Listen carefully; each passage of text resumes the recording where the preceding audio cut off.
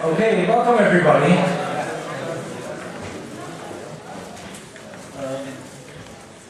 I don't know how it is with you, but I would never have expected that it could ever be possible that one Tunisian graduate, after his fruit stall had been confiscated, who then set fire on himself, could ignite what has happened now and still is happening in an entire continent.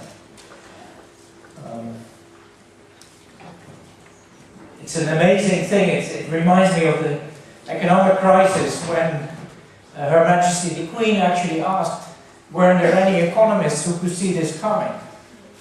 And I think very few of us here will claim that they did see it coming. I certainly didn't. And yet, of course, we're calling this event the Middle Eastern Revolt, because ultimately, if you look at revolutions in history, a revolution only occurs when, in a revolt like this, somehow an organized force moves in and takes power from the powers that are in disarray. And as we are going to hear this evening, I think we'll find out that that process is still very much open. And it's not entirely amazing that the Western plans which are currently being floated to intervene in Libya, for instance, precisely are possible because of the fact of this power vacuum. Now, this has been called a Twitter revolution or a new media revolution, but I would ask you to switch off your mobile phones unless you have a direct connection to the Middle East, which cannot be closed off right now. So that's one thing. The other thing that I should mention, by way of organization, is that this event was organized at very short notice, and I should mention Andrew Chitty of SPT and Stephen Wynne-Jones, PhD student of IR, who were really the water donkeys in this process. They've done an enormous amount of work to get this on its feet. Now let me introduce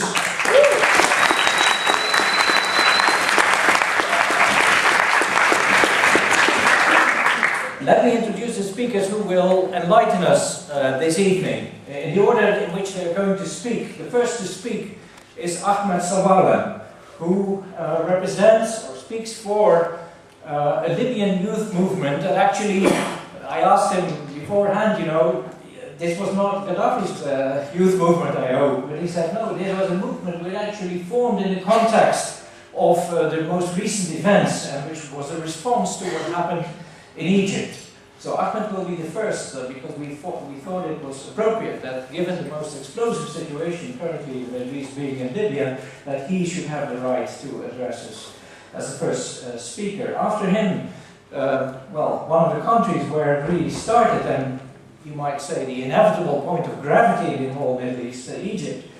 Rami Ali, who works here at Sussex, who recently did his PhD on a very related topic, will be the second speaker, and Hannah El-Sisi, who's a first-year economics student, although she strikes me as somebody who has studied for much longer, so she must have had secret sources of information already, will speak after him. And finally, my friend and colleague Kamran Matin, who has a background in Iran and is very knowledgeable on the situation in that country, will put things in perspective from the Iranian point of view, or I would say from Kamran Matin's point of view, with some echo from Iran. So first I'd like to invite is Ahmed Sawalem.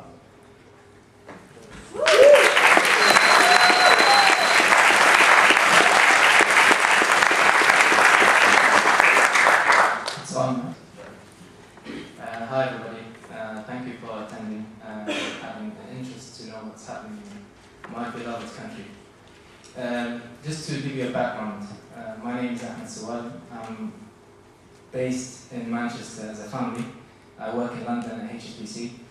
I was a student not long ago at Leeds University. I'm a graduate of Maths and Economics and Financial Mathematics. I never thought that I would be speaking to such an audience, so it's an honor for me, and it's the first time that I have the ability to speak for my country, and having that honor is something that you can't imagine, especially me. For the first time, I'm able to put the flag and being proud to represent my country, because we've always been oppressed by the dictatorship in Libya. So I was born in Benghazi in 1985, and I've lived my life, my childhood, till the age of 14, when one day they came to our house looking for my dad. For the simple reason that he was a doctor, he was well off and being able to help the poor, the needy in our country.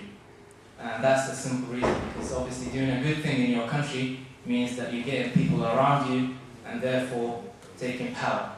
So that's the dictatorship we lived under. I'm like yourself.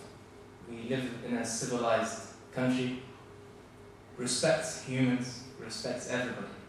But I saw in my childhood people dying in front of my eyes from my balcony at home. So you can think and you can imagine for yourself what kind of life we used to see in front of our eyes as children. The surprising thing that the whole world didn't know what was happening inside Libya, including the Arab world, who are our neighbors, Egyptians, Tunisians, Algerians. Those who have interest knew what was happening inside, but those who were just normal Arabs living their normal life and the outsider world didn't know what was happening. And this regime stayed in the country for 42 years. It's surprising, I know, and that's probably everyone's asking the same question: why did this happen?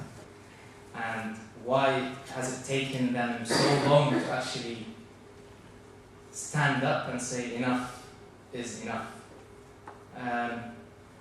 But the police, the state that we lived in, the dictatorship, the killing that we saw, the moment you say something, we could not even inside the family speak out and say why this is wrong, this is not good. Because even sometimes within your family, you have people who are one way or another don't want to talk about it. And everyone says, please, just close that topic. Because the moment you say something, you either find yourself in prison or being chased or taken away, and you don't know anything. Well, basically, I go straight to the point. We saw what happened in Tunisia, and then it moved on to Egypt. So the flow, normal flow would be Tunisia, Libya, Egypt. But it went Tunisia, over the sea Mediterranean to Egypt, and then Libya. We knew that was the moment.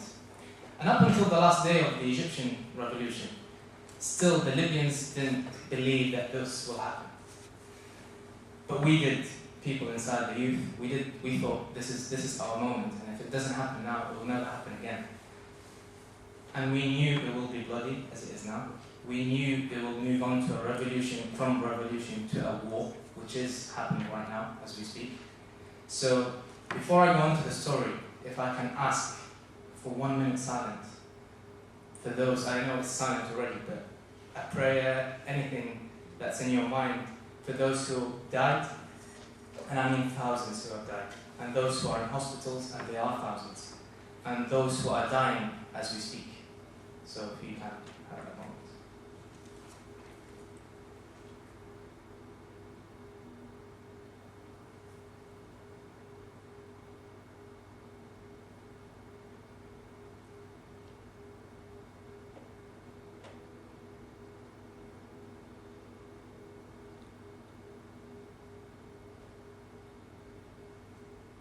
Thank you. So what's happening now in Libya? It's not a revolution anymore.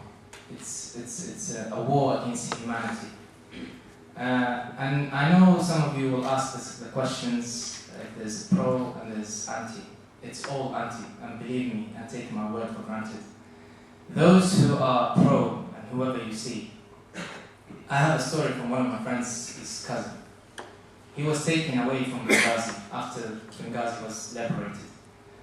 And they take young kids, aged 17 to 20, to their base in Sirte. Sirte is Gaddafi's main city. And they tell them to chant these slogans: Libya, Gaddafi, God, Gaddafi, and Libya only. And if they don't do that, you either get killed there and then, or something else happens. So you don't have a choice. When you imagine being a 17-year-old to 20 and being told by, basically you are faced with, for example, this number with weapons, tanks, machine guns, everything. And you probably saw the report yesterday about BBC, the 3 people that got arrested for a while. So that's what people are up against. So those who are pro are actually forced. They don't really chose to be there. I know you see them probably chanting, but they chant it for their lives, for their families. Basically, that's what you get done. Some of the stories we've been hearing, I've lived in that country, and I have close friends, and I speak to them constantly, if not every half an hour. My phone bill, I spoke to my network, and it's already £500, and I had to upgrade the limit because I was just constantly, and I really don't care if this is the price for freedom. I'm not paying anything. People giving their lives, and if I tell you some of the stories, it's just something amazing. I know the revolution in Tunisia is amazing. Egypt is even more amazing when you see them in that square. But what's happening in Libya is people, when I call them, they don't actually speak about how bad the situation is and please help us. They all just say, "Hi Ahmed, how are you? How's you?" And I'm like, well, don't ask about me, I even ask about my family, my friends, how are you doing, how's work? I was like, guys, please stop. Just let me know what's happening inside. But they just feel that the moment is so near that they've never been able to express themselves. I don't know how you can see it, but if I tell you, for the first time, people are able to speak and say whatever they want, for the first time ever. It's something unbelievable. It's something beyond imagination. And what's happening right now is that I have friends, I've known them for years, and they're actually in the front line in Roslenon. And they said, I would rather live as free and being oppressed by this mad guy or this regime. These guys, believe it or not, they've had a PhD from LSE. I would question what LSE is all about. And guess what the PhD is about? It's about civil society. It's so sad to know that these people have actually a platform to study even such a topic, and then be able to control the country as it is. And they think it's their country because what will happen next? You guys will die. You'll go into civil war. You are animals. He called us animals. He called everyone animals. And if you've noticed, if you've listened to his speech, Gaddafi or his son, they never talk about the living people. They only talk about themselves and their glory and what they've done to this country. And all the other scenario is they will talk to the West. France, UK, wait for what will happen to you after I go or disappear. And lately, he even mentioned he was supposed to be always against Israel, but then yesterday he was for Israel. Israel's safety, by the way, be careful. If I go, you'll have no security. So this guy is very contradicting. His statement, his arguments is very absurd. And people now in Libya will do anything. I know it looks dirty. Some of you might ask what's happening with the anti-people just killing those Africans for no reason. But if I tell you something, if I know and if I saw some foreigners, mercenaries, coming and killing my brother, or killing your brother, or your sister, or your mother, what would be your reaction? If someone comes to your house and kills everything that you cherish in your life, that you care for, obviously the first reaction to yourself will be anyone. We have, if you forgive me for saying, the dark skin. We have black Libyans, we have white Libyans, we have brown Libyans, we have all colors in Libya. But the reaction from when you see your parents, your children dying, you will just revolt. And there has been some misunderstanding, we know that. But that's the brutality of this regime. He's using now humans, civilians, as a shield for their tanks, believe it or not. And if you think we are